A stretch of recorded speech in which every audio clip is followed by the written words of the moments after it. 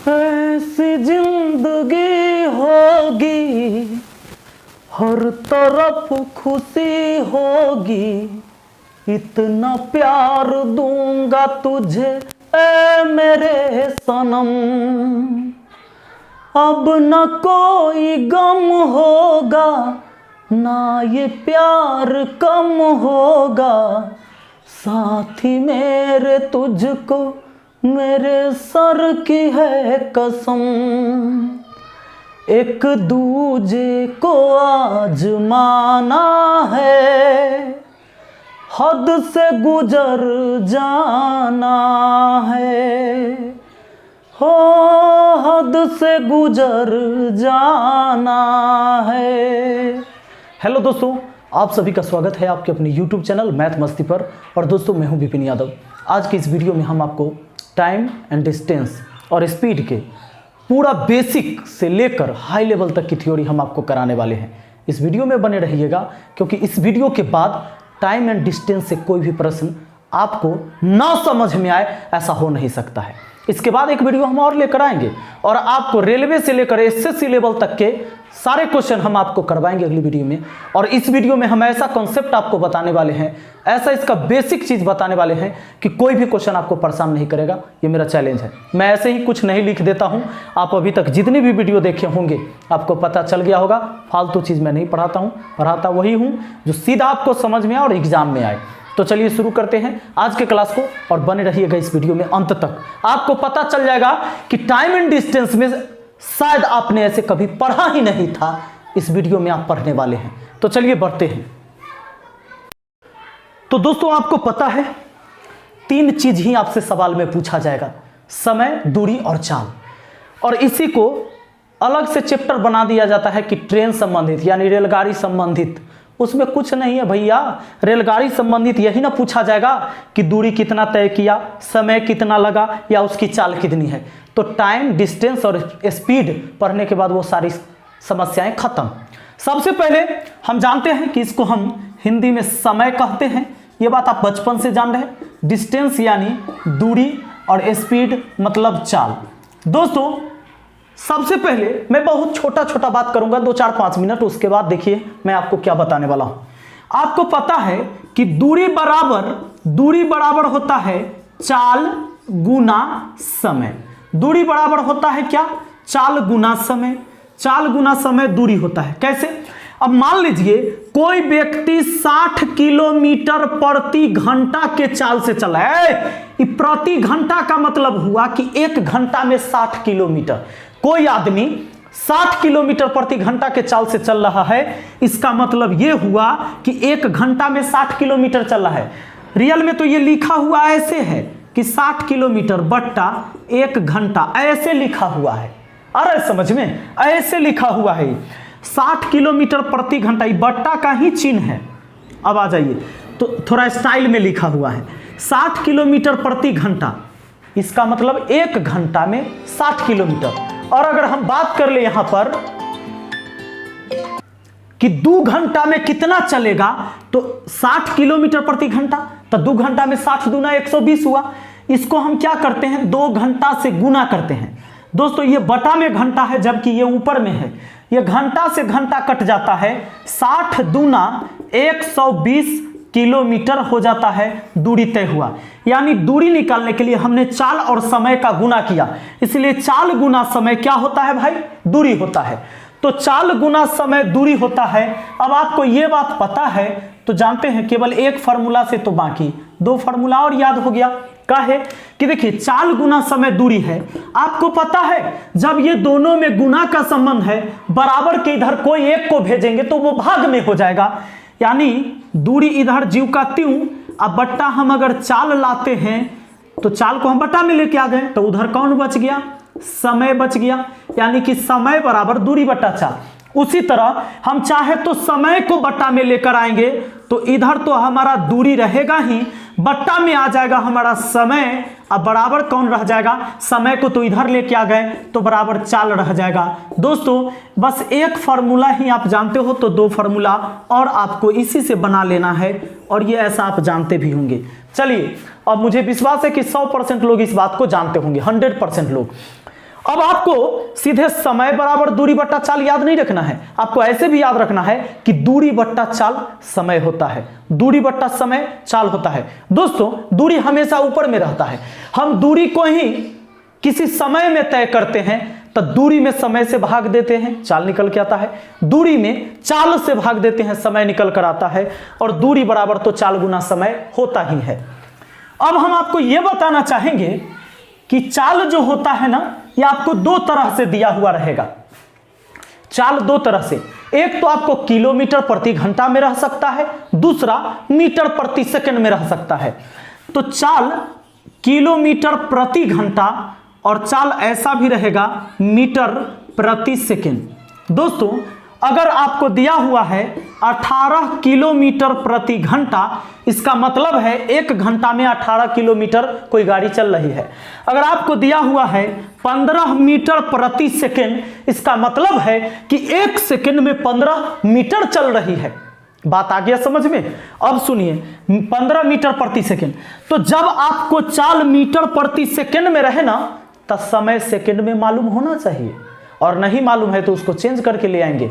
सुनिए, और अगर चाल किलोमीटर प्रति घंटा में है तो समय घंटा में ले लेंगे, तभी तो देखिए 18 किलोमीटर प्रति घंटा, आज समय मान लीजिए 2 घंटा, तो घंटा से घंटा तब ना कटेगा, आप सेकंड से घंटा तो नहीं काट सकते, उसको कन्वर्ट करना पड़ेगा, चेंज करना पड़ेगा।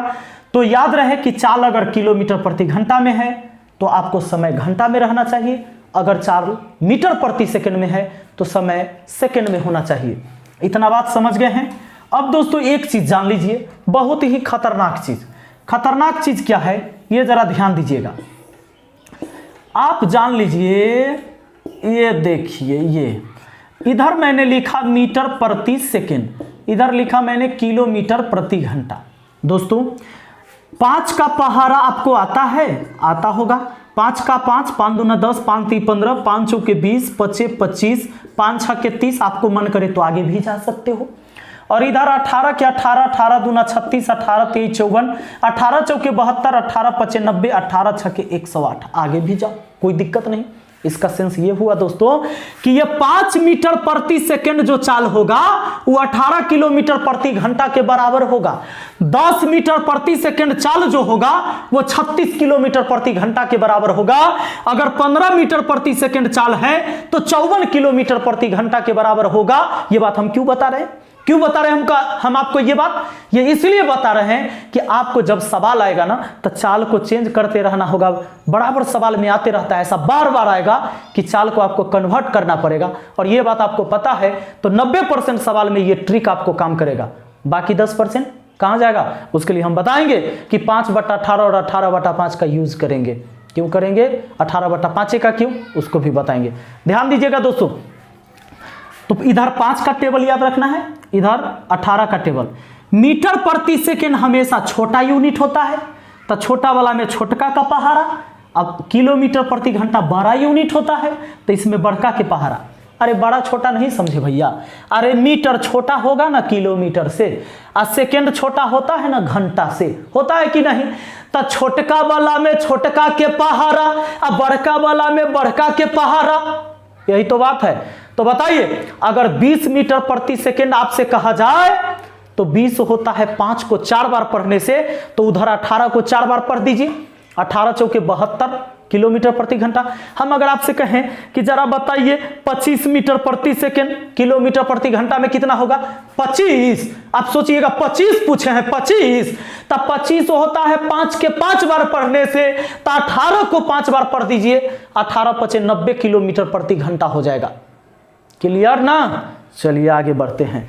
तो इसमें से आप समझ गए होंगे, अगर आपसे पूछा जाए कि 36 किलोमीटर प्रति घंटा, 36 किलोमीटर प्रति घंटा बराबर मीटर प्रति सेकंड में कितना? 36। 18 दूना 36 होता है, तो उधर 5 दूना 10 मीटर प्रति सेकंड हो जाएगा। अब आइए आगे कुछ चीजें सीखते हैं दोस्तों। लेकिन आप कहेंगे सर अगर आपके पास 36 था तब ना, लेकिन अगर 40 किलोमीटर प्रति घंटा रहता तब मीटर प्रति सेकंड में कितना होता? तो दोस्तों एक चीज याद रखिएगा, एक चीज याद रखिएगा, 5/18 और 18/5। आप हमें बताइएगा ये दोनों में से छोटा कौन है? ई वाला छोटा है, ई वाला बड़ा है। ही लाइव क्लास चल नहीं रहा है, लेकिन फीलिंग लाइव वाला ही हो रहा है। आप पूछिएगा कि एक सप्ताह से कहाँ गायब थे, तो भैया सरस्वती माता का पूजा था तो हम वहीं पर गायब थे। सरस्वती माता का जो पूजा हो रहा था और मैथ मस्ती जेल का नया ओपनिंग हुआ है, नया सा मैथ मस्ती जेल बना है, जहाँ पर रहने खाने पीने पढ़ने की सारी सुविधाएं उपलब्ध होती है। हाँ, वो पेड वाला है, वो फ्री वाला नहीं है। तो वहीं पर मैं था, उसी के ओपनिंग में। तो आइए अब हम आपको बताते, इसलिए 6 दिन से मैं गायब था और अब कंटिन्यू आपका क्लास लगेगा। चलिए तो सुन लीजिए, ये 5/18 है छोटा, 18/5 है बड़ा ना। देखिए 18 में 5 से भाग दीजिएगा, 18 में 5 से भाग दीजिए। मान लीजिए 18 रुपया में 5 आदमी बांट रहा है, तब 5 × 15 3 रुपया से ज़्यादा हिस्सा होगा। अब 5 रुपया में 18 आदमी बांट रहा है तो बहुत 1 रुपया नहीं पड़ेगा। आ रहा समझ में ना। यानी ये बड़ा है, ये छोटा है। क्लियर? तो याद रहे कि आपको अगर किलोमीटर प्रति घंटा में चाल मालूम रहे, ठीक, और आपको मीटर प्रति सेकंड में मालूम करना रहे, यानी किलोमीटर प्रति घंटा वाला चाल को मीटर प्रति सेकंड में चेंज करना हो भाई, तो सुनिए, ये किलोमीटर प्रति घंटा से जाना है मीटर प्रति सेकंड में, यानी बड़का से जाना है छोटका में। तो ध्यान देना है, जाना है किस में? छोटका में जाना है तो छोटके से गुना होगा, अब बड़का में जाना रहेगा तो बड़के से गुना होगा। अगर छोटका में जाना है तो छोटके से गुना, दोनों में छोटा कौन? 5/18। यानी किलोमीटर प्रति घंटा वाला चाल में 5/18 से गुना कर देंगे तो मीटर प्रति सेकंड में हो जाएगा। उसी तरह अगर मीटर प्रति सेकंड में चाल पता हो और आपको किलोमीटर प्रति घंटा में पता करना हो, तो आपको तो जाना है बड़ा वाला में, तब बड़ा वाला में जाना है तब बड़के से गुना करिए, बड़का से गुना। दोनों में बड़ा कौन है? 18/5, इससे गुना। अब देखिए हम आपको बताते हैं चेक करके, क्या ये बात सही है? तो सही है। अभी ये भी बताएंगे काहे का 18/5 से गुना। सुनिए, एक बात बताइए, ये 90 किलोमीटर प्रति घंटा है, तो ये मीटर प्रति सेकंड में कितना होगा? मान लीजिए कहें कि वाट मीटर प्रति सेकंड, 90 किलोमीटर प्रति घंटा कितना मीटर प्रति सेकंड होगा? तो 90 किलोमीटर प्रति घंटा है, हमें जाना है मीटर प्रति सेकंड में, यानी छोटा यूनिट में जाना है। तो भैया छोटा यूनिट में जाना है तो छोटके से गुना होगा, छोटका से गुना, यानी 5/18 से गुना। 18 × 5 = 90, अब ये 5 × 25 मीटर प्रति सेकंड हो गया। इतना बात आप सीख गए। भागिएगा ना, हम पूरा आपको सिखा देंगे। सुनिए, आज ज्योमेट्री में सर्किल तो नहीं बचा हुआ है, सर्किल पूरा बचा हुआ है, हम सर्किलों पढ़ा देंगे। जो दिन हमारा मूड में आ जाएगा, मूडे नहीं बन रहा है तो उसको भी बता देंगे। आइए ध्यान दीजिएगा। अब यहां पर दोस्तों ये 5/18 और 18/5 का क्यों यूज करते हैं, ध्यान दीजिएगा। अगर 1 किलोमीटर प्रति घंटा है, इसका क्या मतलब हुआ? 1 किलोमीटर प्रति घंटा कितना मीटर प्रति सेकंड हुआ? सिंपल सोचिए। तो आप बताइए, 1 किलोमीटर अब बटा 1 ये घंटा है। 1 किलोमीटर प्रति घंटा का मतलब है 1 किलोमीटर 1 घंटा में चल रहा है। आपको पता है 1 किलोमीटर में कितना मीटर होगा? तो 1 किलोमीटर में होगा हमारा 1000 मीटर। और आपको यह भी पता होगा कि 1 घंटा में होगा हमारा कितना? 3600 सेकंड होगा। अब देखिए, ये 2 0 से 2 0 हमने काट लिया, और 36 के आधा 18 और 10 के आधा 5, यानी कि 5/18 मीटर प्रति सेकंड। बोलिए, यानी 1 किलोमीटर प्रति घंटा होता है 5/18 मीटर प्रति सेकंड के बराबर। दोस्तों इसलिए हम 5/18 का यूज करते हैं। अब वही अगर किलोमीटर प्रति घंटा को मीटर प्रति सेकंड में जाना है तो 5/18 से, और अगर मीटर प्रति सेकंड रहता 1 मीटर प्रति सेकंड रहता है, किलोमीटर प्रति घंटा में कितना, तो इसको हम किलोमीटर में लिखते, इसको घंटा में लिख दे, आ जाता हमारा 18/5, कट के आ जाता 18/5। अरे जो चीज़ ऊपर वो चीज़ वो नीचे लिखा गया, और जो नीचे है वो ऊपर लिखा गया, यही तो बात हुआ, उलट गया। तो याद रखना कि 5/18 का इस्तेमाल इसीलिए हम करते हैं, या 18/5 का। अब आगे बढ़ते हैं और कुछ रोचक चीज हम आपको बताते हैं कि बाएं से बिजली के चमकने से कोई भी रोक न पाएगा, कोई भी रोक न पाएगा। आइए तो समझिएगा यहाँ पर pole, point, man, tree, dot dot etc ये क्या है दोस्तों? ये सारे ना निग्लिजिबल डिस्टेंस वाली वस्तु है और निग्लिजिबल डिस्टेंस वाली वस्तु को पार करने के लिए ट्रेन को सिर्फ अपनी लंबाई पार करना होता है। ये जानना बहुत जरूरी है। क्यों दोस्तों? क्योंकि देखिए ये पोल, पॉइंट, मैन, ट्री जो है ना, इसकी लंबाई कभी ट्रेन के बराबर नहीं हो सकता है। आप जो ऐसे देखते हैं पोल, वो पोल की तो हाइट है भैया, ऊंचाई है।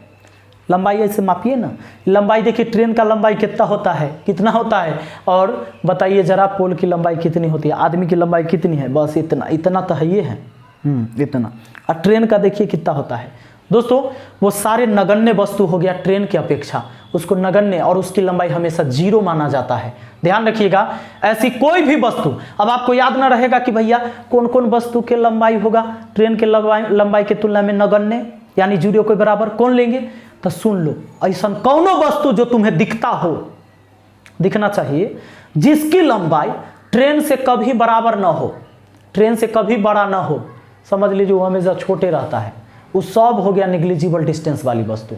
चाहे वो घर को पार क्यों ना करते रहे, लेकिन प्लेटफॉर्म नहीं।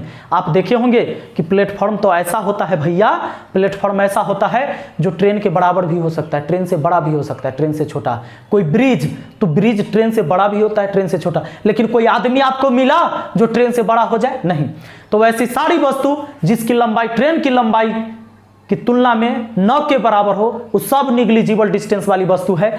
एग्जाम्पल के तौर पर पोल, पॉइंट, पॉइंट मतलब कोई छोटा सा बिंदु जिसकी लंबाई न दिया हुआ होगा, मैन और ट्री, ये सारे हैं निग्लिजिबल डिस्टेंस वाली वस्तु। और इसको पार करते समय ना ट्रेन को सिर्फ अपनी लंबाई पार करना होता है। वो क्यों, कैसे, देखिए दिखाते हैं। मान लीजिए ये बिजली का खंभा है और एक ट्रेन इधर से जा रही है।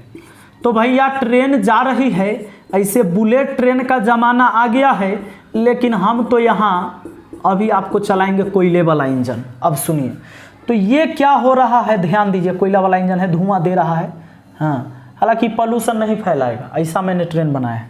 सुनिएगा, तो ये पार करना शुरू करेगा, पार करना शुरू करेगा, तो कहाँ से पार करना शुरू करेगा? जब खंभा के सामने इसका इंजन आएगा, इंजन का मुंह आएगा खंभा के सामने, तो खंभा के सामने हम चीन खींच देते हैं, खंभा के सामने सामने चीन खींच दिए कि बाद में इन्हें कहिएगा कि बेईमानी हो गया। सुनिए, तो अब पार करना शुरू करेगा। बताइए एक सीन ऐसा होगा और आपको जानना है कि क्या पार कर गई कि नहीं। आपसे हम सवाल पूछेंगे,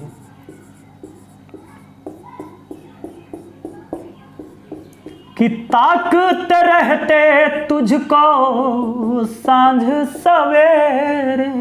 अब बताइए, जरा बताइएगा, क्या बिजली के खंभा को ट्रेन पार की है? नहीं पार की है, पार नहीं की है। काहे कि पिछला तो 2-3 गो डब्बा बचले हैं। अच्छा एक बात बताइए, इंजन तो इस सामने से चला, पार करना शुरू किया, इंजन यहां से लेकर यहां तक आ गई, अब फिर भी पार नहीं की है। इतना दूरी चलने के बाद भी इतना पतला खंभा पार नहीं हुआ है, बड़ा गड़बड़ बात है। तो देखिए, जरा ध्यान दीजिएगा, जरा ध्यान दीजिएगा। अब बताइए, क्या ऐसा स्थिति हुआ होगा तब ट्रेन पार कर गई होगी क्या? इस बार कैप्सूल ट्रेन बन गया है, ध्यान दीजिए। यानी जैसे ही पिछला डब्बा छोड़ेगा, किसको? पिछला डब्बा जैसे ही खंभा को छोड़ेगा, जस्ट उसी टाइम पार कर जाती है ट्रेन। यानी उसको यहां से चलते चलते कहां तक चलना पड़ा? ट्रेन को यहां तक, जहां उसका इंजन है वहां तक। यानी यहां से लेकर यहां तक आप देख रहे हैं, इतना दूरी ट्रेन के लंबाई भर ही दूरी है। यानी दोस्तों, अगर ट्रेन होगी 300 मीटर लंबी, 300 मीटर लंबी, तो उसने दूरी भी तय करा 300 मीटर। याद रहे कि जब बिजली के खंभा को ट्रेन पार करेगी, या किसी आदमी को पार करेगी, या कोई पोल को, पोल तो वही हो गया बिजली के खंभा रहेगा, या कोई पेड़ को पार करेगी, तो भैया उतना दूरी उसको चलना पड़ेगा जितनी उस ट्रेन की लंबाई होगी। यानी कि निग्लिजिबल डिस्टेंस वाली वस्तु को पार करते समय ट्रेन को सिर्फ और सिर्फ अपनी लंबाई ही पार करना होता है। सुन लीजिए। तो एक बात यहाँ ध्यान दीजिएगा, अब एक छोटा सा हम क्वेश्चन लिखेंगे, एक छोटा सा क्वेश्चन लिखेंगे ताकि आपको समझ में आ जाए। दोस्तों ध्यान दीजिएगा, बहुत छोटा सा सवाल है लेकिन हम इसमें कुछ बात आपको सिखाने वाले हैं, शायद आप ये बात नहीं जानते होंगे। 500 मीटर लंबी रेलगाड़ी 90 किलोमीटर प्रति घंटा के चाल से चलते हुए बिजली के खंभे को कितने समय में पार कर जाएगी? कितने समय में पार कर जाएगी? हमें पता है कि जैसे ही समय पूछा गया, आप समय का फॉर्मूला लिख लेते हैं। समय बराबर होता है भैया दूरी बटा चाल। समय बराबर होता है दूरी बटा चाल। हम इस फार्मूला का इस्तेमाल कर लेते हैं, आप भी करते हैं। तो समय, कितना समय लगेगा, तो आपको समय लगने के लिए दूरी, तो दूरी आप लिख लेते हैं 500 मीटर, और 500 मीटर दूरी 90 किलोमीटर, ये 500 मीटर 90 किलोमीटर प्रति घंटा के चाल से चला है। नीचे चाल लिखे दोस्तों, अभी कटेगा नहीं क्योंकि ऊपर मीटर में है और ये किलोमीटर प्रति घंटा है, सेम यूनिट में नहीं है, गड़बड़ा जाएगा।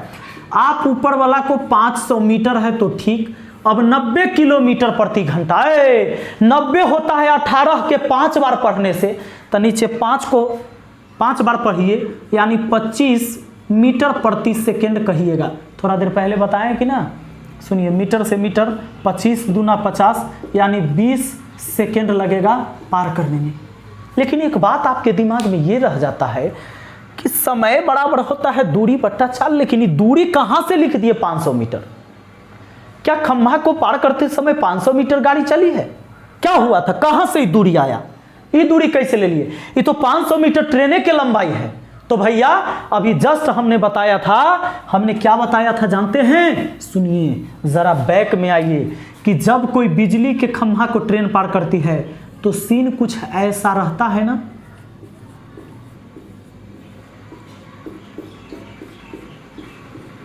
सीन कुछ ऐसा रहता है कि ट्रेन यहां से चलती है और यहां तक उसे आना होता है।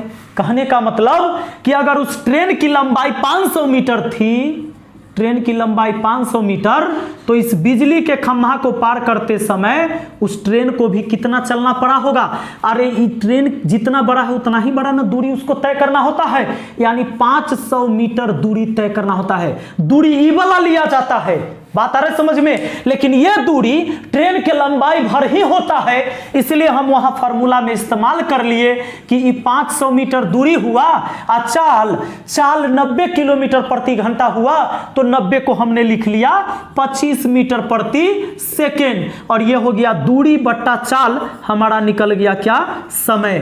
तो देखिए मीटर मीटर कटा, 25 दूना 50, सेकेंड जाकर ऊपर गुना हो गया, तो 20 सेकेंड में पार कर गया। यही तो बात था ना, और क्या बात था? यही बात था। तो दूरी कहां से आया? क्योंकि कोई भी गाड़ी जब बिजली के खंभा को या आदमी को या पेड़ को पार करती है तो उस समय उतना दूरी उसे तय करना पड़ता है जितना उस गाड़ी की लंबाई होती है, इसलिए डायरेक्ट हम लोग यहां गाड़ी की लंबाई ही लिख लेते हैं। यही बात बताना हम चाहते थे। तो आपको शायद लगा होगा कि कुछ स्पेशल बात जरूर है तो बात वही दोस्तों, लेकिन मैंने बताने का अंदाज बदला है और आपको सिखाने का प्रयास किया है उसके नस तक पहुंचकर, कि रग रग में इस तरह तू समाने लगा। ऐसे ही मैथ आपके रग रग में समा जाना चाहिए। अब दोस्तों अगला बात आप देखना, प्लेटफॉर्म हो, ब्रिज हो, प्लेटफॉर्म और ब्रिज, इसकी जो लंबाई होती है ना दोस्तों, ये ट्रेन से बड़ा भी हो सकता है, ट्रेन से छोटा भी हो सकता है, ट्रेन के बराबर भी हो सकता है। आपने ऐसा देखा होगा। वैसे कोई भी वस्तु जिसकी लंबाई ट्रेन से बड़ा, बराबर या छोटा हो, वो सारा होगा सेल्फ डिस्टेंस वाली वस्तु। उसको क्या कहते हैं? सेल्फ डिस्टेंस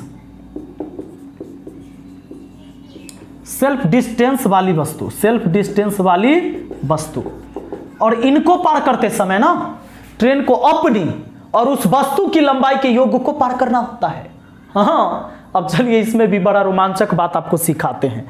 सेल्फ डिस्टेंस वाली वस्तु किसे कहते हैं? वैसे कोई भी वस्तु जिसकी लंबाई ट्रेन से बड़ा भी हो सकता है, ट्रेन से छोटा भी हो सकता है और ट्रेन के बराबर भी हो सकता है, उस सारा सेल्फ डिस्टेंस वाली वस्तु ही। लेकिन जो कभी बड़ा नहीं होगा, जरूरी नहीं कि छोटे हो, खाली बड़ो रहे तब भी चलेगा, लेकिन कोई भी ऐसी चीज़ जो ट्रेन से छोटे है, जैसे आदमी का लंबाई है ना, पोल की लंबाई, पैर की लंबाई, तो निग्लिजिबल हो गया, उसकी लंबाई 0 मान लिया जाता है। अब दोस्तों होता क्या है कि मान लीजिए यह एक प्लेटफॉर्म है PF, ठीक है, ये एक प्लेटफॉर्म है और इधर से एक ट्रेन गुजर रही है। अभी ट्रेन जा रही है तो जाएगी ही, जहाँ जाना है तो भैया जाएगी, रुकेगी नहीं, जा रही है। तो पार करना जब शुरू करेगी तो जरा ध्यान दीजिएगा कैसे पार करेगी। ये प्लेटफॉर्म का ये पहला सिरा है, तो इसके सामने से पार करना शुरू की होगी, तो लाइन खींच दी है प्लेटफॉर्म के सामने, ठीक, प्लेटफॉर्म के सामने। अब आप देखिए जरा, एक सीन हम आपको बताने वाले हैं, एक सीन आपको बताने वाले हैं।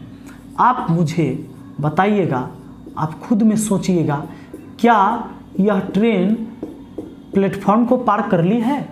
ट्रेन प्लेटफॉर्म को पार कर ली है ना?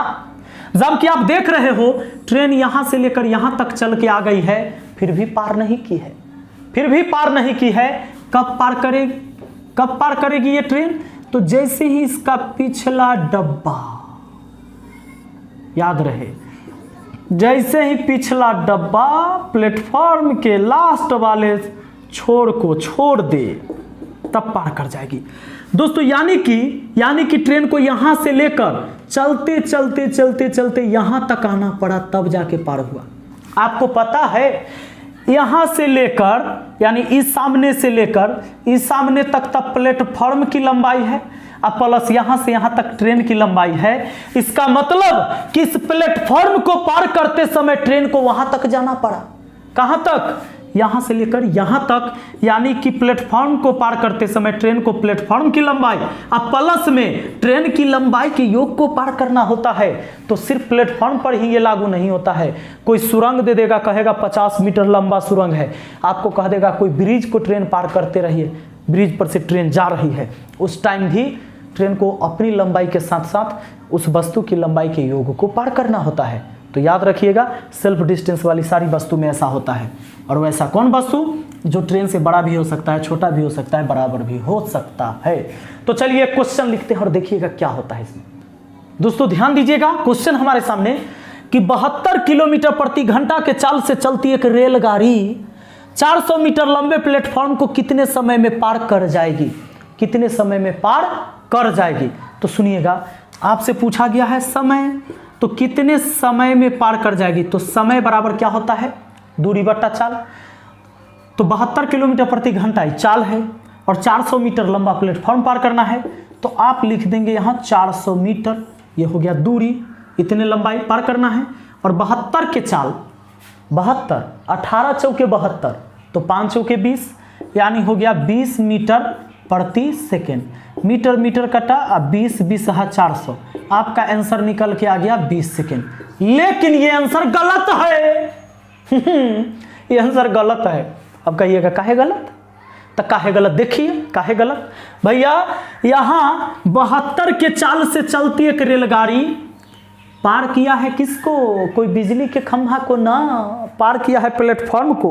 तो आपको अभी मैंने बताया था कि प्लेटफॉर्म को पार करते समय रेलगाड़ी को ना अपनी लंबाई के साथ साथ उस प्लेटफॉर्म की लंबाई को भी पार करना होगा, उस प्लेटफॉर्म की लंबाई को भी पार करना होगा। बताया था ना? तो बताइए, प्लेटफॉर्म की तो लंबाई है और रेलगाड़ी की लंबाई पता है इस सवाल में? नहीं, यानी इसका डाटा इनसफिशिएंट है, यानी आंकड़े जो दिए हुए हैं वो अपर्याप्त है। इस आंकड़े से इस सवाल का सही आंसर पता नहीं होगा, इसलिए इसका आंसर DI हो जाएगा। इसका आंसर क्या हो जाएगा? DI। और DI या नॉन में बहुत लोग को कंफ्यूजन होता है। DI का मतलब होता है जब सवाल में आंकड़ा अधूरा दिया हुआ हो, अपर्याप्त हो, जिस आंकड़े से आंसर नहीं ज्ञात किया जा सकता है, तब उसका आंसर DI होता है। DI का मतलब डाटा इनसफिशिएंट। लेकिन नन का मतलब होता है कि जो आपका आंसर आया वो ऑप्शन में मौजूद नहीं है, तब नन मारना होता है। ठीक है, अब ध्यान दीजिएगा ये DI कैसे। तो देखिए, 72 के चाल से चलती एक रेलगाड़ी 400 मीटर लंबे प्लेटफॉर्म को कितने समय में पार करेगी? तो देखिए वो सीन कुछ ऐसा रहा होगा, जब प्लेटफॉर्म को पार करेगी तो प्लेटफॉर्म की तो लंबाई है 400 मीटर, और वो सीन कुछ ऐसा रहेगा, यहां से गाड़ी गई होगी, यहां तक गई होगी, तब इसको पार की होगी। ऐसी स्थिति में आप देख रहे हैं कि यहाँ से यहाँ तक की दूरी तो पता है कि 400 मीटर है। अच्छा, और 72 के चाल से चलती रेलगाड़ी है, 400 मीटर लंबे प्लेटफॉर्म को कितने समय में पार करेगी? तो पार करने का मतलब गाड़ी यहाँ से यहाँ तक जाएगी तब ना पार करेगी। तो यहाँ से यहाँ तक की दूरी आपको पता है, इधर दूरी पते नहीं है। अब कहिएगा तो इतने पार करवा दीजिए ना, हो जाएगा। इतने पार करवा देंगे तो कैसे पार होगा? इतने पार करे ले तो गाड़ी को यहाँ तक जाना पड़ रहा है, तो दूरी यहाँ से लेकर यहाँ तक पता होता तब नहीं सवाल का आंसर ज्ञात होता। इसलिए सवाल का आंसर ज्ञात नहीं है। अब इधर कितना मीटर और रेलगाड़ी गई है ये पते नहीं है, तो कैसे निकालिएगा समय? वो दूरी नहीं पता है, गड़बड़ाइए जाएगा। चलिए, तो आप समझ गए हैं, इसका आंसर क्या हो जाएगा? DI। अब देखिए हम अगला सवाल इसी में करते हैं। दोस्तों, इसी सवाल को मैंने थोड़ा सा चेंज कर दिया ताकि आपको सही आंसर भी पता चल जाए। 72 के चाल से चलती एक रेलगाड़ी 400 मीटर लंबे प्लेटफॉर्म को कितने समय में पार कर जाएगी यदि रेलगाड़ी की लंबाई 300 मीटर है? वाह, प्लेटफॉर्म को पार करे, कोई ब्रिज को पार करे, उस समय ट्रेन को अपनी लंबाई के साथ साथ उस वस्तु के लंबाई के योग को पार करना होता है। तो कितने समय में पार कर जाएगी? समय बराबर दूरी बट्टा चाल। दूरी कितना लेंगे? 400 मीटर प्लेटफॉर्म और 300 मीटर रेलगाड़ी की लंबाई, तो 400 प्लस 300, इतना मीटर चलना होगा रेलगाड़ी को। और सुनिए, 72 किलोमीटर प्रति घंटा का चाल है, दूरी बट्टा चाल समय। लेकिन ये सेम यूनिट में नहीं है, तो सोल्व होना मुश्किल है, सोल्व नहीं होगा। तो पहले 400 300 जोड़ लिया, 700 मीटर हुआ। अब 72 किलोमीटर प्रति घंटा को हम मीटर प्रति सेकंड में 20 मीटर प्रति सेकंड लिख सकता हूं। मीटर मीटर काटा 0 से 0, 2 से 70 काटा 35 बार में, यानी भैया 35 सेकंड में अपना काम हो जाएगा। है ना बात समझ में? आइए अब दिखाते हैं एक और सवाल, बहुत ही मजेदार। आइए दोस्तों, बहुत ही मजेदार सवाल है। सवाल कहता है कि 90 किलोमीटर प्रति घंटा के चाल से चलती एक रेलगाड़ी बिजली के खंभे को 8 सेकंड तथा एक प्लेटफॉर्म को 20 सेकंड में पार कर जाती है, तो उस प्लेटफॉर्म की लंबाई कितनी होगी? ठीक है, देखिए कई तरीका इसको बनाने का है। पहले मैं एक तरीका बताऊंगा जो थोड़ा समय लगाऊंगा, आपको इसके नस तक पहुंचाऊंगा और सिखाऊंगा इसको। उसके बाद एग्जाम में कैसे बनाना है जुबानी बना दोगे, बिना पेन के बना दोगे इस सवाल को। अब भी इस वीडियो में देखिए ना, 90 के चाल से चलती एक रेलगाड़ी बिजली के खंभा को 8 सेकंड तथा एक प्लेटफॉर्म को 20 सेकंड में पार कर जाती है। अब बताइए, 8 सेकंड में बिजली के खंभा को पार करने वाली बात है, नोट करिए। 8 सेकंड में बिजली के खंभा को कहा ना, समझ जाना है, वो बिजली के खंभा ना पार हुआ है, खंभा उम्मा नहीं पार होता है। उस समय रेलगाड़ी को अपनी लंबाई पार करना हुआ होगा, नहीं समझे? बिजली के खंभा को पार करते समय सीन कुछ ऐसा रहता है कि नहीं रहता है, यानी वो बिजली के खंभा को नहीं पार कर रहा है, उतना दूरी चलता है जितना उस ट्रेन की लंबाई होती है। तो यानी यहां से यहां तक की लंबाई आप निकाल लेते हो। बताओ, बिजली के खंभा को पार किया है 8 सेकंड में, यही चाल से चलकर ना। और 90 किलोमीटर प्रति घंटा को हम क्या बोल सकते हैं? 25 मीटर प्रति सेकंड बोल सकते हैं कि नहीं? तो 25 मीटर प्रति सेकंड के चाल से चला और यहां से यहां तक जाने में उसको 8 सेकंड लगा। बिजली के खंभा को पार करने का मतलब यहां से यहां जाना, तो 8 सेकंड से गुना किए, चाल गुना समय दूरी होगा, मतलब ये लंबाई निकल जाएगा।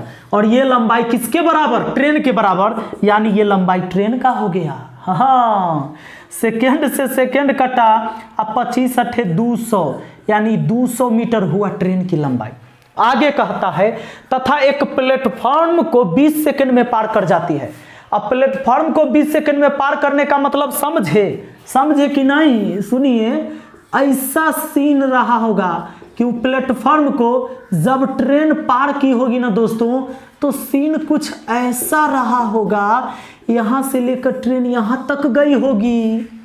यानी जानते हैं, इधर तो हो गया प्लेटफॉर्म यहां तक और इधर हो गया ट्रेन की लंबाई, यानी यहां से यहां तक गई है ट्रेन कितना देर में? 20 सेकंड में। चाल तो यही है, तो अब निकलेगा प्लेटफॉर्म प्लस ट्रेन की लंबाई। कहा कि ये जो दूरी आप निकाल दोगे ना, ये दूरी तो दोनों के लंबाई के योग के बराबर ही तो हो जाएगा।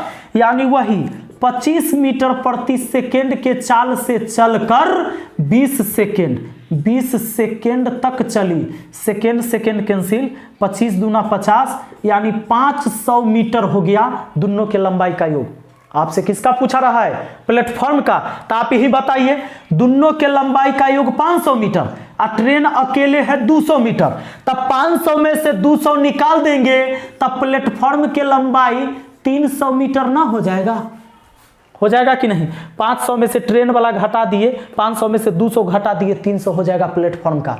लेकिन हाँ, ये तो हम आपको सिखा रहे थे, एग्जाम में ऐसे नहीं बनाना है। जब आपको प्लेटफॉर्म की लंबाई पूछा है तो क्या करना है बताएं? हम आपको बोले हैं ना कि जुबानी बन जाएगा। सोचना है ऐसे कि भैया 90 के चाल से चलती एक रेलगाड़ी बिजली के खंभा को 8 सेकंड में, 8 सेकंड में बिजली के खंभा, मतलब अपनी लंबाई 8 सेकंड में। अब प्लेटफॉर्म को पार किया 20 सेकंड में, तब प्लेटफॉर्म में न रहा होगा, उसमें प्लेटफॉर्म के साथ साथ उस ट्रेन की लंबाई भी रहा होगा। कितना देर में? 20 सेकंड में। तो यानी दोनों का लंबाई 20 सेकंड और अपनी लंबाई 8 सेकंड, तब 20 में से 8 घटा दो, क्योंकि अपनी लंबाई 8 सेकंड, तो 8 घटा दोगे ना, तो ओनली प्लेटफॉर्म, जितना प्लेटफॉर्म की लंबाई होगा उतने दूर जाने में 20 में से 8 घटाओ 12 सेकंड। अब 12 सेकंड समय हुआ और यही चाल से गुना कर दो, 25 गुने 12 300 मीटर। आपका आंसर तैयार है। हाँ सुनिए, कहता है कि 90 के चाल से चलती एक रेलगाड़ी बिजली के खंभा को 8 सेकंड में, यानी कि अपनी लंबाई 8 सेकंड में पार किया। बात तो ही रहता है, झूठ मूठ के कहते हैं कि बिजली के खंभा को पार किया, बात करते हैं। सुनिए, ट्रेन की लंबाई प्लस प्लेटफॉर्म की लंबाई 20 सेकंड में, तो ट्रेन वाला घटा दीजिए, तो ओनली प्लेटफॉर्म की लंबाई 20 में से 8 घटाएं 12 सेकंड में। तो दोस्तों चाल तो है 25 मीटर प्रति सेकेंड, यानी कि इस चाल से चलकर 12 सेकंड में केवल प्लेटफॉर्म की लंबाई दूरी तय किया होगा। सेकंड कटा, 12 गुने 25 300 मीटर, इसलिए आ गया। नहीं समझे? यानी कि जब प्लेटफॉर्म को पार करती है तो सीन कुछ ऐसा रहता है ना, तो यहाँ से यहाँ तक गया ना 20 सेकंड में, ट्रेन 20 सेकंड यहाँ से यहाँ तक ना, लेकिन इतना दूरी कितना देर में? इतना दूरी चूंकि ट्रेन बिजली के खंभा को 8 सेकंड, तो पूरा ये 20 में से 8 इधर, तो इधर बचा 12 8 ये 20 के बराबर, तो इसीलिए हम 12 सेकंड से गुना किए इस चाल में, तो केवल इतना लंबाई निकल गया, केवल प्लेटफॉर्म की लंबाई निकल गया। तो ऐसा काम मने हो जाएगा कि नहीं? तो मुझे उम्मीद है कि आपको बहुत ही अच्छा से समझ में आया है। अब सुन लीजिए, अब बढ़ते हैं, हम अगला वीडियो में मिलते हैं आपसे। और ये वीडियो सच में आपके दिल को छू गया है तो लाइक शेयर कमेंट जरूर करिएगा। 6 दिन आप क्लास नहीं हो पाया था सरस्वती पूजा की वजह से, तो आपसे भी हम क्षमा चाहते हैं, चूँकि व्यस्तता थी और सरस्वती माता का पूजा तो भाई करना ही था, तो इसीलिए पूरे उमंग के साथ आया हूं और क्लास लिया।